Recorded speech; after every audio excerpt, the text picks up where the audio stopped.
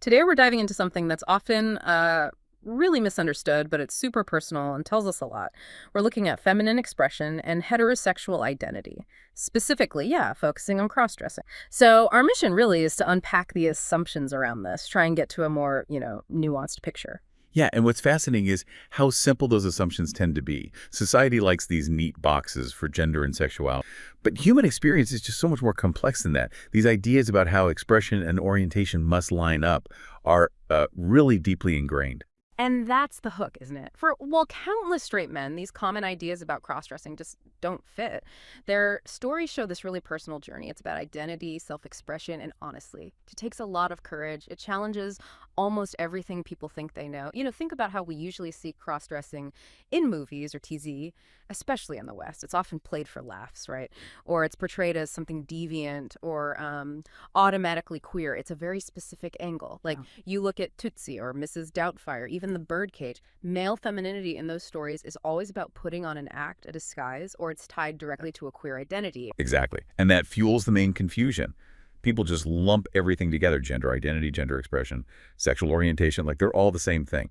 But the source material is really clear on this. These are three totally separate dimensions of who someone is. So just to define them quickly, gender identity, that's fundamentally who you are. Man, woman, non-binary, whatever feels true.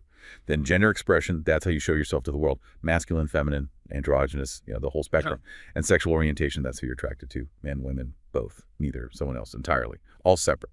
Okay, so if those three things, identity, expression, orientation, are really distinct, what does that actually open up? How does that change how we think about, say, a guy who identifies as male but presents femininely sometimes? That right there is the key insight, the real aha moment. It means a man can absolutely identify as male. He can express himself in ways society labels feminine, maybe through clothing or mannerisms, and still be romantically and sexually attracted only to women. He's a straight cross-dresser. Right. It seems logical when you lay it out like that. It does, but culturally, this idea is often just dismissed or ignored completely. Like it doesn't compute for people. Yeah, it really is pervasive.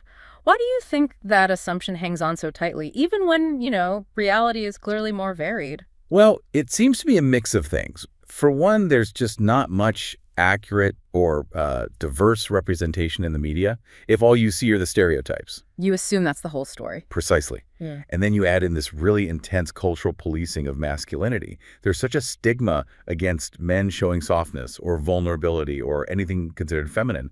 The message is kind of, if a man steps outside that very narrow box of manliness, he must be, wrong somehow, confused, maybe gay, maybe trans. But what if he's none of them? That's the possibility that gets overlooked. So with those stereotypes so strong and that cultural pressure you mentioned, what's the actual experience like for these men? Where do they fit? It often leads to this situation the source calls an invisible closet. It's a really powerful term. They feel unseen, not just by society in general, but sometimes even within LGBTQ plus communities where their specific experience as straight men might not quite fit the narrative either. That sounds incredibly isolating. The emotional impact must be pretty heavy. Oh, it's huge. The source talks about profound shame, deep isolation, this constant fear of being found out.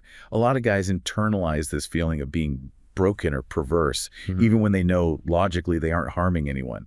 It's this quiet internal battle that can go on for decades, just suppressing a part of yourself because you're scared, like holding your breath constantly. Wow. And you compare that to the LGBTQ plus community. They face immense struggles, obviously, but there are visible support networks now, cultural movements, heterosexual cross-dressers, though. It sounds like they're often stuck in this sort of no man's land, like the source says.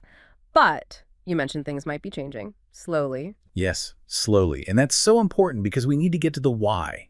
Why do many straight men cross-dress? For most, it's got nothing to do with sexual orientation. It's simply a form of self-expression. It can bring comfort, real joy, a feeling of being whole. Sometimes it's sensual, sometimes spiritual or emotional, or even just ordinary, relaxing. Often it's about finding a kind of peace, connecting with a side of themselves that society tells them to hide. And it's crucial to stress what it doesn't mean. It doesn't mean they want to transition genders. It doesn't mean they secretly want to be with men. It doesn't mean it's just a costume or an act. It means they're honoring something authentic within themselves. Feminine expression can definitely exist within a heterosexual identity. It's beautiful, really. That's such a key distinction. But making that distinction clear must be incredibly hard, especially in relationships. I mean, you can imagine the fear, rejection, maybe disgust, partners being confused or hurt. Absolutely. Partners might think, wait, is he gay after all? Is he trans? Has our whole relationship been a lie? Those must be common fears. They are very common fears, yes. And that really brings up a vital question. How do you build understanding? Communication and education are just everything. Helping a partner understand that clear difference between gender expression and sexual orientation. That's often the first crucial step. And what's really interesting, maybe even surprising, is that for some couples, this kind of openness, it can actually make the relationship stronger. Some partners find they genuinely enjoy this aspect of their partner. It becomes a space for shared intimacy, maybe playfulness, definitely deeper emotional vulnerability. So it can be a journey for both people. That's hopeful. But what about finding others like them? That community piece sounds essential. We said LGBTQ plus spaces might not always feel right. So where do they connect? Yeah, that's a real challenge. And it's why online forums and dedicated support groups have become such lifelines. They offer a place to share experiences, get advice, just feel validated without that constant fear of being judged. But it needs more than just online spaces. Their existence shouldn't be some kind of secret or a joke. It's a valid part of human identity, and acknowledging it publicly helps expand everyone's understanding of gender and expression.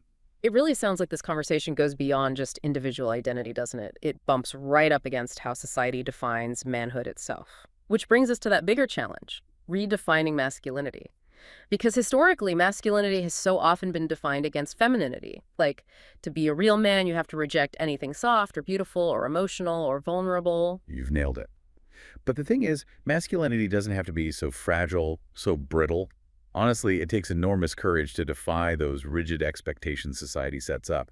Real bravery to face down shame and just live authentically, especially when the pressure to conform is so intense. Okay, so taking all this in, what does it mean for how we understand masculinity more broadly? What can we learn here? Well, it means straight men who cross-dress aren't somehow less masculine. Hmm. If anything, they're challenging outdated definitions.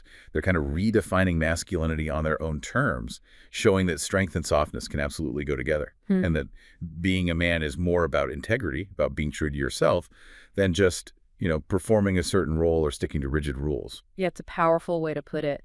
And we also need to remember, cross-dressing itself isn't just one thing. The reasons behind it vary so much. For some guys, yes, sexual arousal is part of it, but for many others, it's about comfort, identity, emotional release. Right. Some do it every day, some hardly ever. Some want to go out in public, others are perfectly happy keeping it private, some might be gay or bi, sure, but many are straight. And some just don't care for labels at all. Recognizing all that diversity, including the very real presence of straight men within the cross-dressing community, is such an important step. It helps everyone. It's really time we broke that automatic link people make between femininity and queerness, and the idea that male expression has to stay in this tiny, cramped box. I think the main takeaway from the source is pretty clear. Straight men who cross-dress aren't confused or dishonest. They're just people trying to navigate a world that hasn't quite caught up with how fluid and complex and personal gender really is. It's okay to love women and love satin or lace or makeup. It's okay to want softness in a world that feels hard. It's okay to be exactly who you are, even if the world doesn't always get it yet.